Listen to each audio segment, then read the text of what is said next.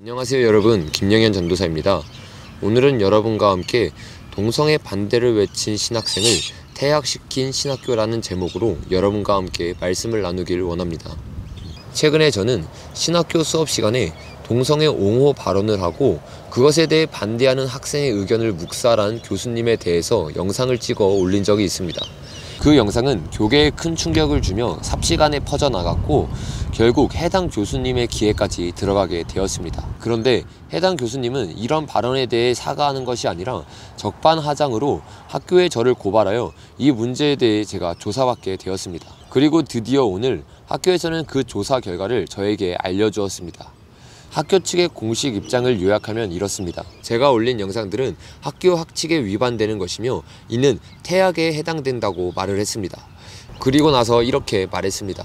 오늘 안으로 유튜브에 올린 영상들을 내리고 김경진 교수님께 죄송하다고 사과하면 퇴학 처리를 안 시킬 테니 오늘 안으로 결정하라고 말했습니다. 이것이 학교 측의 공식적인 입장이라는 것이 너무나도 충격적입니다.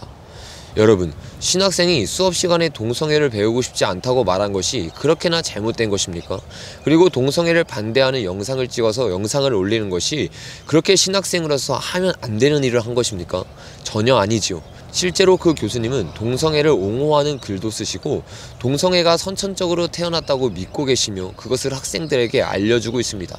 그리고 더 나아가서 수업 시간에는 동성애 차별금지법까지 옹호하면서 이야기를 했는데 이것에 대해서 신학생이 성경을 가지고 반대할 권리는 저에게 있는 것입니다. 저는 당연히 학교 측이 동성애를 반대하고 저에게 손을 들어줄 줄 알았습니다. 그런데 이런 충격적인 결과가 오늘 나온 것입니다. 동성애를 옹호하는 교수와 동성애를 반대하는 학생 간의 사이에서 교수님의 손을 들어줬다는 것은 무엇을 의미하는 것이겠습니까? 교수님이 계속해서 이러한 강의를 해도 괜찮다는 것을 학교 측에서 인정하는 꼴이 되는 것이지 않습니까? 어떻게 신학교에서 성경을 가르치는 신학교에서 동성애를 옹호하는 강의를 할 수 있단 말입니까? 여러분들이 직접 이 교수님이 했던 발언들을 보십시오. 학교 수업 시간에 동성애 차별금지법에 대해서 이야기를 하며 이것을 옹호하는 모습입니다. 그리고 제가 이 영상을 올리고 나서 그 교수님께서 백석대학교에서 학생들을 가르칠 때 가르침을 받던 학생들이 제보했던 내용입니다. 그 내용을 보면 그때부터 교수님은 가톨릭을 옹호하면서 심지어 학교 수업 시간이 끝나고 나서 학생들과 함께 성당에 가서 기독교와 가톨릭은 형제이고 이단이 아니다 라고 말까지 했다고 합니다. 여러분, 이 발언을 듣고 하나님을 사랑하는 신학생이라면 당연히 반발을 일으키고 이에 대해 말하는 것이 당연한 순리이지 않습니까? 그런데 이러한 발언에 대해서 학교 측에서 교수님 편을 들어줬다는 것은 무엇을 의미하는 것입니까? 그것은 학교 측에서는 계속해서 교수님께서 그러한 강의를 하거나 그러한 발언들을 학생들한테 가르쳐도 상관이 없다는 것을 인정해 준 것입니다. 저는 학교 측의 이와 같은 공식적인 입장을 듣고 나서 하루 정도 생각할 필요도 없이 그 자리에서 바로 말했습니다. 저는 퇴학을 당하더라도 영상을 내릴 마음이 없고 제 의견에 조금도 물러설 생각이 없습니다. 학교 측에서 저를 퇴학시키려면 퇴학을 시키십시오. 저는 이렇게 말하고 학교를 나왔습니다. 여러분, 제가 목사 안수를 받고 계속 사역으로 나아가기 위해서는 신학교의 졸업증이 필요합니다. 그러나 그것 때문에 이 진리를 타협할 수는 없는 것입니다. 제가 학교를 졸업해야 하기 때문에 지금 이것을 타협하고 학교를 졸업해서 목사가 된들 무슨 소용이 있겠습니까? 지금 타협하면 목사가 돼서도 마찬가지입니다. 그리고 그런 목사는 사람들을 천국으로 인도하는 것이 아니라 지옥으로 인도하게 될 것입니다. 그래서 저는 그런 목사가 될 바에는 신학교에서 퇴학을 당하고 진리를 외치는 자로 남기로 결정했습니다. 여러분, 지금 시대는 바야흐로 총체적 배교의 시대입니다. 모두가 아니라고 말할 때 예라고 말할 수 있는 신앙인이 너무나도 필요한 시기입니다.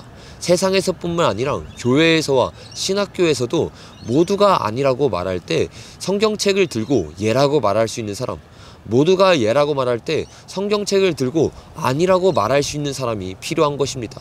더 많은 목사님, 더 많은 전도사가 필요한 것이 아니라 진리를 들고 목숨을 걸고 진리를 외칠 수 있는 사람이 오늘날 교회에 필요한 것입니다.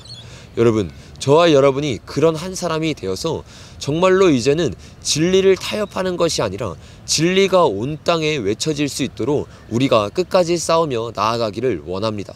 신학교에서 저를 퇴학시키면서 아마 이 문제가 다 끝났다고 생각했을 것입니다. 그러나 그 신학교는 착각한 것이 있습니다. 그것은 그리스도인의 뜨거운 신앙은 핍박이 올수록 더 뜨거워지고 더 퍼져나가게 된다는 것입니다. 종교개혁의 샛별이라고 불리는 존 위클리프는 가톨릭교회의 위협적인 존재였습니다.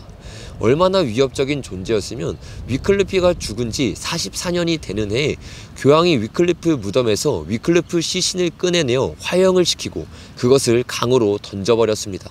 그것을 본 17세기의 역사가는 이렇게 기술했습니다. 교황은 위클리프의 시체를 불태우면 모든 것이 끝날 것이라고 생각했다. 그러나 그의 신앙의 표상인 쟤는 그 강에 떨어져 바다로 흘러갔고 그 바다는 대서양으로 흘러갔고 결국에 전 세계에 퍼지게 되었다. 여러분, 이 역사가의 말처럼 존 위클리프의 신앙은 거기서 끝난 것이 아니라 존 위클리프의 죽음으로 말미암아 종교개혁이 시작되었고 오늘날 교회가 생겨날 수 있게 되었던 것입니다. 오늘날의 이 사건도 마찬가지입니다. 저를 퇴학시키면 이 모든 일이 끝났다고 생각하고 신학교에서 다시 이러한 강의를 해도 더 이상 제재할 사람이 없을 거라고 생각할 것입니다. 그러나 그것은 진짜 그리스도인들을 그들이 모르고 있기 때문입니다. 제가 퇴학을 당한다고 이 사건은 끝나지 않습니다. 제가 다니고 있는 신학교뿐만 아니라 전국에 있는 예수님을 사랑하는 신학생들이 이제는 타협하지 않고 목숨을 걸고 외치기 시작할 겁니다. 그리고 신학교에서 반기독교적인 반성경적인 이야기가 없어질 그날까지 우리들은 끝까지 싸울 것이며 우리는 그 모습을 보고야 말 것입니다. 오늘 영상은 여기서 마치겠습니다. 감사합니다.